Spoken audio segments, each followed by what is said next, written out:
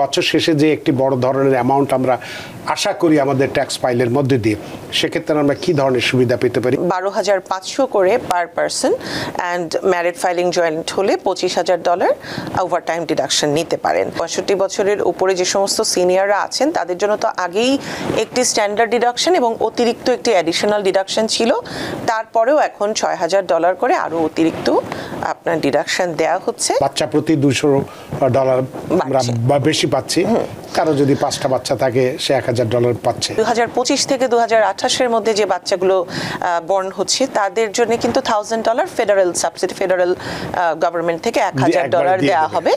আর আমরা যারা আমাদের বাচ্চা যারা 2025-এর আগে বিগ বিউটিফুল বিলে আমরা যারা গরিব মানুষ আছি, মধ্যবিত্ত আছি, তারা কি কি সুবিধা পাচ্ছে একটু যদি আপনি একজন ট্যাক্স প্রফেশনাল হিসেবে এবং একজন সিপিএ হিসেবে যদি ব্যাখ্যা করেন, তাহলে আমরা কিছুটা এই সামনে আর কয়েকদিন পরে আমাদের ট্যাক্স ফাইল করতে হবে, তাহলে সেক্ষেত্রে আমরা কি সুবিধা পেতে পারছি? কারণ আমরা জানি যে বছর শেষে যে একটি বড় ধরনের অ্যামাউন্ট আমরা আশা করি আমাদের ট্যাক্স ফাইলের মধ্যে দিয়ে, সেক্ষেত্রে আমরা কি ধরনের সুবিধা পেতে পারি, এগুলো যদি একটু ব্যাখ্যা করেন, বলে দেন।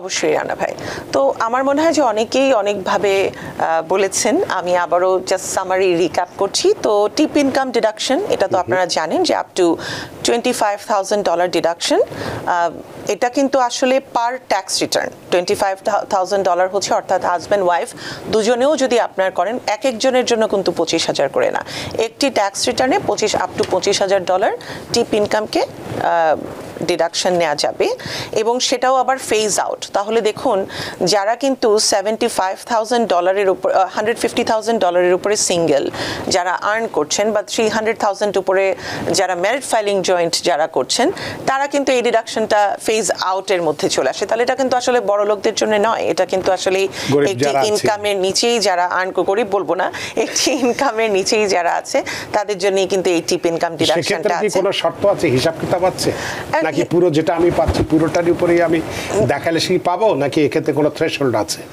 থ্রেশহোল্ড ওই যে বললাম 150,000, 300,000 টিপ, লাইক যে আপনার ইনকামটা কিন্তু ফেজ আউট করতে থাকবে, এবং তার মধ্যেও একটি হিসাব নিকাশ আছে, $25,000 করে কোয়ালিফাইং টিপস হতে হবে। সেক্ষেত্রেও কিছু এখনো অ্যানালাইসিস চলছে যে এই টিপসগুলো কোয়ালিফাইড টিপস বলতে আমরা কি বোঝাতে চাচ্ছি, এটা কি শুধু রেস্টুরেন্টের টিপস কিনা, কিন্তু যেগুলো আমরা উবারে বা ডোর ড্যাশে যে টিপসগুলো দিই সেগুলোর ব্যাখ্যা কি হবে। So we are still waiting for that answer. তো এইটুকু আমার কাছে আছে তথ্য। আর ওভারটাইমের ক্ষেত্রেও একটি ডিডাকশন আছে, সেটা হলো যে 12,500 করে per person, and married filing joint হলে $25,000 ওভারটাইম ডিডাকশন নিতে পারেন। আর যেটা অ্যাডিশনাল সিনিয়র ডিডাকশন আছে, সেটাও আসলে ধরা যেতে পারে যে মধ্যবিত্ত এবং যারা ইনকাম আছে একদম, যারা একেবারেই যারা নিম্ন আয়ের, তাদের কিন্তু সোশ্যাল সিকিউরিটিটা এমনিতেই আপনার চলে আসে সেই স্ট্যান্ডার্ড ডিডাকশনের মাধ্যমে। কিন্তু যারা অনেক সময় ইন্টারেস্ট পাচ্ছেন, ডিভিডেন্ড পাচ্ছেন, বিভিন্ন খাতে যারা আপনার রেন্টাল ইনকাম আসছে এবং কাজও করছেন, 65 বছরের উপরে যে সমস্ত সিনিয়ররা আছেন তাদের জন্য তো আগেই একটি স্ট্যান্ডার্ড ডিডাকশন এবং অতিরিক্ত একটি অ্যাডিশনাল ডিডাকশন ছিল, তারপরেও এখন $6,000 করে আরও অতিরিক্ত আপনার ডিডাকশন দেওয়া হচ্ছে। এটা একটা আমার মনে হয় যে যারা একটু মিডল ইনকাম আর্ন করছেন তাদের ক্ষেত্রে কিন্তু এই ডিডাকশনটাও একটা কাজ করবে। কার লোন ইন্টারেস্ট ডিডাকশন, এটাই আমি বলতে চাচ্ছিলাম। গাড়ির যে লোনটা, যেটার একটা ইন্টারেস্ট এসে কিন্তু আমাদের জন্য একটা বড় বার্ডেন ক্রিয়েট করে অনেক সময়। তো আমরা আসলে কার লোন ইন্টারেস্ট ডিডাকশনটা আগেও পেতাম, কিন্তু সেটা শুধু ব্যবসায়িক ক্ষেত্রে যে গাড়িগুলো আমরা ব্যবহার করি সেই গাড়িগুলোর ক্ষেত্রে কিন্তু আমরা ইন্টারেস্টটাকে ডিডাকশন করতাম। কিন্তু এখন ব্যক্তিগত ব্যবহারের জন্য কিন্তু আমরা যে গাড়িগুলো ব্যবহার করছি সেই গাড়ির ইন্টারেস্ট কিন্তু আমরা ডিডাকশন করতে পারবো, কিন্তু সেটা ডোমেস্টিক মেড হতে হবে। আমার মনে হয় ফাইনাল অ্যাসেম্বলিটা আমেরিকায় হতে হবে, এরকম একটা ব্যাপার আছে। আর একটা আমার কাছে যেটা ভালো লেগেছে সেটা হলো ট্রাম্প অ্যাকাউন্ট। সো এই ট্রাম্প অ্যাকাউন্টটা এটা আসলে একটি individual retirement account. It's not a student savings or it's not a 529 plan. It is actually individual retirement account. তো সেটা কেমন, সেখানে 2025 থেকে 2028 মধ্যে যে বাচ্চাগুলো বর্ন হচ্ছে তাদের জন্য কিন্তু $1,000 ফেডারেল সাবসিডি, ফেডারেল গভর্নমেন্ট থেকে $1,000 দেওয়া হবে। আর আমরা যারা আমাদের বাচ্চা যারা 2025-এর আগে 18 বছরের নিচে যদি তাদের বয়স হয়, তখন আমরা নিজেরাই গিয়ে সেটা ওপেন করতে পারবো। আপ টু $5,000 পার ইয়ার আমরা কন্ট্রিবিউট করতে পারবো। সেই কন্ট্রিবিউশনটা কিন্তু ট্যাক্স ফ্রি না। কত বছর পর্যন্ত সেই কন্ট্রিবিউশনটা করা যাবে? আমরা 18 বছর বয়স পর্যন্ত কন্ট্রিবিউশন করব। যাদের বাচ্চা 2025-এর আগে জন্ম হয়েছে তাদের ক্ষেত্রেও তাই? 18 এর নিচে যদি হয়, 18 পর্যন্ত আমরা কন্ট্রিবিউশন করব। 18তে গিয়ে কিন্তু সেটা অটোমেটিক আপনার রোল ওভার করবে একটি ট্রেডিশনাল আইআরএতে, ইন্ডিভিজুয়াল রিটায়ারমেন্ট অ্যাকাউন্টে।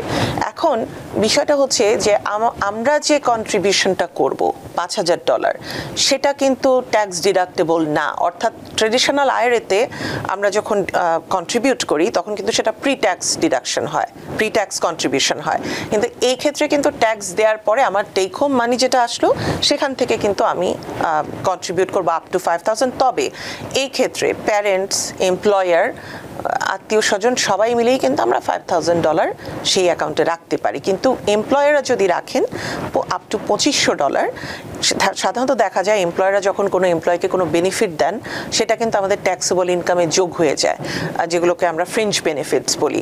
কিন্তু এই ক্ষেত্রে কিন্তু সেটা হবে না। তার মানে আপনি $2,500 এমপ্লয়ারের কাছ থেকে যে পাচ্ছেন সেটা টোটালি ট্যাক্স ফ্রি এবং it goes to your child's savings account, individual retirement account, and it grows tax deferred. Tax free আর ট্যাক্স ডিফার্ডের মধ্যে ডিফারেন্স আছে। ট্যাক্স ফ্রি হচ্ছে এটা আর কখনোই কোনো ট্যাক্স দিতে হবে না। ট্যাক্স ডিফার্ড হচ্ছে যখন আপনি উইথড্র করবেন তখন আপনার ট্যাক্স দিতে হবে। কিন্তু এটা আপনি S&P 500 ইন্ডেক্সের যে কোনো মিউচুয়াল ফান্ডে যে কোনো জায়গাতে আপনি এটা খাটাতে পারবেন এই ইনভেস্টমেন্টটা। এবং সেটা যখন একটা পর্যায়ে গিয়ে 18-র পরেও যখন ট্রেডিশনাল আইআরএ হয়ে যাবে তখন কিন্তু সেই বাচ্চারা যারা কাজ করবে তারা কিন্তু প্রি ট্যাক্স ডিডাকশন করে আবার ওই অ্যাকাউন্টে টাকা রাখতে পারবে। So it will eventually it will become like a big fund, $1 million and over by the time the child reaches like probably 30-31. So this is a big benefit for the kids. কারণ এটা হচ্ছে বললাম mindset, এটা হচ্ছে আপনাকে উদ্বুদ্ধ করা। এখন আপনি করবেন কি করবেন না সেটা কিন্তু আপনার উপর ডিপেন্ড করে। সরি।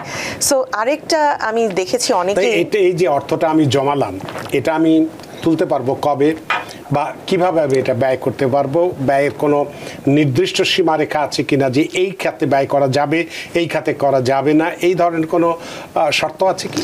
না, এটা আপনি ইন্ডিভিজুয়াল রিটায়ারমেন্ট অ্যাকাউন্ট, যদি আপনি এটাকে ইন্ডিভিজুয়াল রিটায়ারমেন্ট অ্যাকাউন্ট হিসেবে ট্রিট করেন তাহলে অটোমেটিক যেটা আপনার রোল ওভার হয়ে গেল, তখন কিন্তু এমনিতেও আমরা ট্রেডিশনাল আয়ের ক্ষেত্রে কিছু ক্ষেত্রে ট্যাক্স বেনিফিট পাই। যেমন মনে করেন যে ফার্স্ট টাইম হোম বায়ার, অথবা আপনার কলেজ ফান্ডিং, অথবা আপনার মেডিকেল বিল পারপাসে। তো এই সমস্ত ক্ষেত্রে যদি আপনি এটাকে উইথড্র করেন তখন কিন্তু সেখানে আপনার ট্যাক্স সুবিধা পাওয়া যাবে। কিন্তু এই জায়গাতে অনেকে আপনার আর্গিউ করছে যারা বিপক্ষে, ট্রাম্পের বিপক্ষে, বিলের বিপক্ষে, সবসময় সব কিছুর বিপক্ষে, তারা বলছে যে আসলে 529 plan is there, college savings is there, already the market is so overcrowded with so many savings account, তাহলে আবার এটার এমন কি বিশেষত্ব?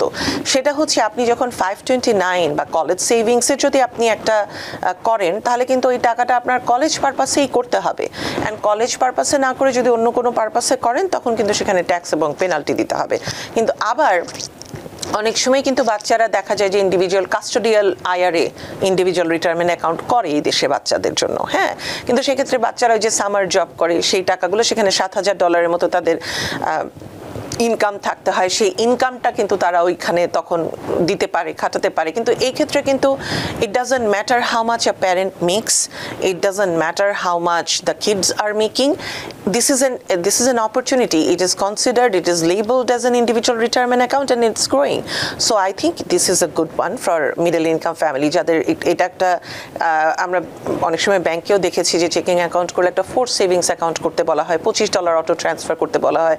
So these are some practices that they can do to start planning for a better future. R increased standard deduction, increased child tax credit, এগুলো child tax credit তো ছিল 2000 থেকে 2200 হয়েছে, সেগুলোতে গিয়ে একটা আফটার ট্যাক্স ইম্প্যাক্ট আমাদের উপর পড়বে। তো এই জিনিসগুলো আপাতত আছে। এখানে চাইল্ড ট্যাক্স ক্রেডিট আগে 2000 ছিল, এই বিলের ফলে 2200 হচ্ছে। তার মানে বাচ্চা প্রতি $200 আমরা বেশি পাচ্ছি। কারো যদি 5টা বাচ্চা থাকে সে $1000 পাচ্ছে। নিউ ইয়র্ক থেকে সম্প্রচারিত TVN 24 টেলিভিশন বিশ্বজুড়ে বাঙালির কণ্ঠস্বর।